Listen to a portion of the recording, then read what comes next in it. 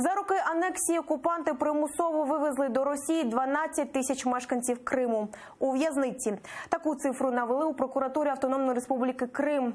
Зібрані за 6 років дані доводять, агресивна політика окупанта вже примусила виїхати з Криму 100 тисяч чоловік. Відсутність свободи слова, гонитва Православної церкви України та мусульман кримських татар, страх обшуків та арештів примушують залишати Крим. Натомість Росія активно завозить до Криму своїх громадян. За роки окупації в Крим заїхали від 300 до 500 тисяч росіян.